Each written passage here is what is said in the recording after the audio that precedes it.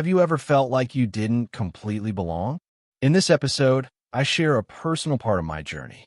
I was born Hmong and came to the United States in 1991. Throughout my life, I've learned from different cultures, traditions, and religions, yet I've often felt like I was standing somewhere between them rather than fully inside any one of them.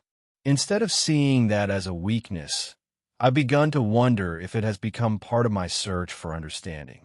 In this episode, I reflect on belonging, change, family, childhood memories, spirituality, and the quiet journey of discovering who we are. These are not answers. They are honest questions from my own life. If any part of my story connects with your own, I'd love to hear your thoughts in the comments. Thank you for joining me on this journey. I'm Thao. Welcome to 0 Day Learner. Episode 3, Part 1. Why have I always felt like I don't belong? Hello, my name is Thao. Welcome to 0 Day Learner. Today I'd like to talk about something that has quietly stayed with me for many years. It's not a question about one religion. It's not even a question about one culture. It's a question about belonging. For as long as I can remember, I've often felt as if I was standing somewhere between different worlds. I was born Hmong. I came to the United States in 1991.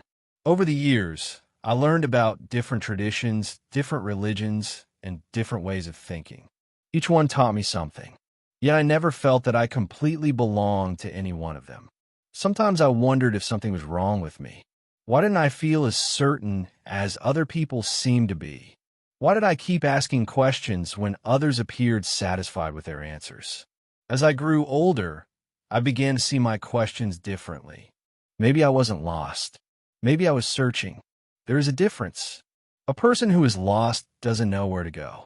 A person who is searching knows there is something worth finding, even if they don't know exactly what it is. Perhaps that's where I am. Still searching, still learning, still wondering. Sometimes I think about the word home. Is home a place? A culture? A religion? A family? Or is home something we slowly build inside ourselves? I don't know, but I do know that many people have felt they didn't quite fit in. Some move to another country and feel caught between two cultures. Some leave the religion they grew up with and wonder where they belong. Some never quite feel understood, even by people they love. Maybe belonging isn't about fitting perfectly into one group. Maybe it's about finding peace with who we are while remaining open to learning from others. I don't know if that's the answer. It's simply one thought that has stayed with me. In the next part, I'd like to explore another question. What if feeling different isn't something to fear? What if it helps us see the world from a perspective we might never have had otherwise? Thank you for joining me. If these conversations resonate with you, I'd be honored if you subscribe to 0 Day Learner. My name is Thao. Until next time, take care of yourself, keep asking honest questions, and never stop learning. Episode 3, Part 2. Why have I always felt like I don't belong? As I continued thinking about belonging, I realized something else. Perhaps we're not meant to stay the same. When I was younger, I believed certain things because that was all I knew. When I was a child, I sometimes had an experience that has stayed with me all these years. As I lay in bed with my eyes closed, I would feel as though I were standing in the middle of a dry beach, surrounded by jungles. I don't know whether I was imagining it. I don't know whether I was dreaming before I fell asleep. And I don't know whether it meant anything at all. What surprises me is that I still remember it after all these years. Why do some memories remain so clear while countless others disappear? Perhaps it wasn't the place itself that mattered. Perhaps it was simply the beginning of my habit of looking inward. Even as a child, I seemed to be paying attention to questions that I couldn't explain.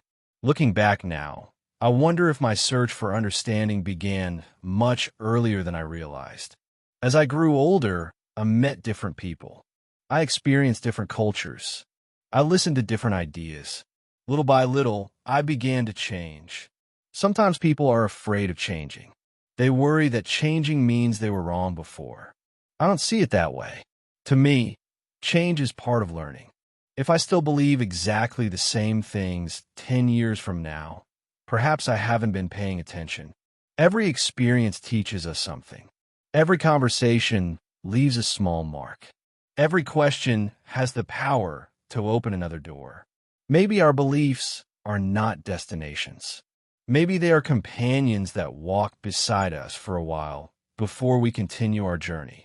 I've noticed this in my own life. There are ideas I once accepted without question. Today, I ask those same questions with a different heart. Not because I want to reject my past, but because I want to understand it more deeply. As I search for who I am, I also discover who I am not. That can be uncomfortable. Sometimes we let go of ideas that once gave us certainty. Sometimes we find new questions that feel more honest than the old answers. I don't think that means we are lost. I think it means we are alive. One thinker whose ideas caught my attention was Carl Jung. He encouraged people to look inward and become more aware of themselves. Whether or not we agree with everything he wrote, I think he reminds us that understanding ourselves can be just as important as understanding the world around us. That idea stayed with me. Perhaps the greatest journey is not across countries or through different religions. Perhaps the greatest journey is the quiet one within ourselves. As I continue making these videos, I know some of my thoughts may change. In fact, I hope they do. If I learn something new, I want to be honest enough to say so. This channel is not a record of perfect answers. It's a record of one person's journey. Maybe 10 years from now, I'll watch this video again. Maybe I'll smile. Maybe I'll disagree with something I said. And maybe that's exactly how learning is supposed to work. In the next part, I like to ask one final question. If we are always changing, is there anything about us that never changes? Thank you for spending this time with me. I'm Thao. This is 0 Day Learner. I'll see you in part 3. Episode 3, part 3. Why have I always felt like I don't belong? As I continue searching for myself, I realize that my journey has always included both tradition and questions. I was born in a Hmong culture. My ancestors had their own ways of understanding the world. My father was a shaman, and my family believed he had a special spiritual role in our community. He passed away at his altar table, known as Ruj Neeb, while practicing shamanism. Some people said there was something meaningful about the way he passed. They believed he knew his time was coming and that he performed one final protection ceremony for his family. I cannot prove what happened, but I can understand why this story has meaning for my family. Stories are not only about facts. Sometimes they are about love, memory, and how people make sense of moments that are difficult to explain. When I think about myself, I do not see myself as a prophet. I don't see myself as someone who has special answers. I think of myself as something simpler, a person trying to make sense of life, a spiritual person who asks questions, someone who wants to understand, take care of my family, and share what seems meaningful and reasonable. I do not reject the possibility that there are things beyond my understanding, but I also do not want to pretend that I understand things I don't. That balance is important to me. I remember when my mother became seriously ill a few years ago.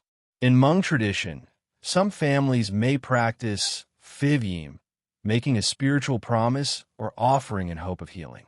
These traditions have deep meaning for many people. But when my mother became sick, I chose a different path. She was already in her 90s. I brought her to the hospital. The doctors told us there was not much more they could do, and she returned home with hospice care. I did not perform a traditional ritual. I did not make a promise of an animal sacrifice. Instead, I prayed in my own way. I prayed to heaven, earth, God, and Buddha. I simply asked for help. A few weeks later, my mother improved. And today, she is still living with me. I do not know exactly why. Was it medicine? Was it her own strength? Was it prayer? Was it something beyond my understanding? I don't know. But the experience changed me. Around the time before her illness, I also had a dream. In the dream, My mother came to me and told me she did not want a traditional funeral. She did not want a complicated ceremony. She wanted something simple. I don't know what that dream means.